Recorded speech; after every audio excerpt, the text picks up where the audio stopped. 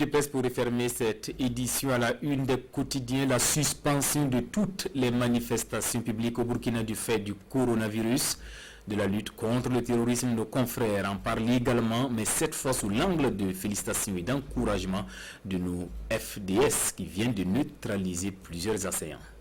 Revue de presse signée Vincent Kandrébéo.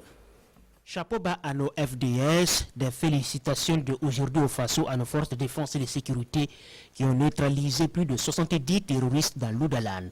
Selon le journal, c'est un sérieux revers que les groupes terroristes qui écument le Nord ont subi face aux forces armées déployées dans le Sahel. De violents combats ont eu lieu après une embuscade tendue par les terroristes et la prompte réaction de l'armée de l'air arrivée en appui a permis de lancer une offensive victorieuse contre les dizaines d'assaillants qui prenaient position dans la zone, rapporte aujourd'hui au Faso.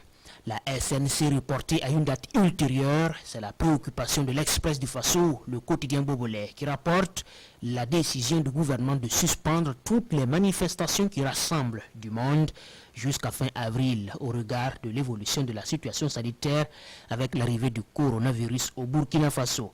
La SNC suspendue, tous les acteurs, artistes, festivaliers, organisateurs et partenaires de l'événement en vivront les conséquences d'une manière ou d'une autre. Mais pour l'Express, la situation l'impose et il faut prier pour les lendemains meilleurs pour la tenue de la fête de la culture. Autre information par rapport au coronavirus, c'est dans l'Observatoire Palga qui indique que le virus vit 2 à 3 heures à l'air libre et sec et 6 heures en milieu humide.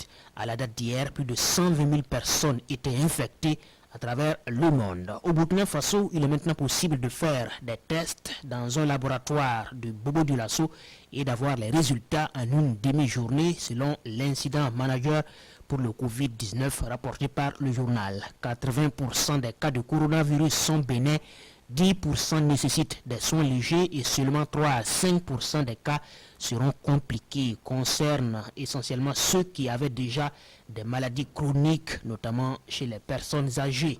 Mais attention aux fake news, prévient le pays.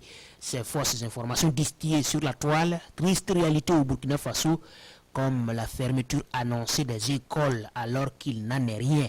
Qui est derrière tout cela, s'interroge le journal, qui s'amuse à vouloir installer la psychose. Face à tout cela, le journal recommande la vigilance. Voilà pour l'essentiel de l'actualité de cette mi-journée.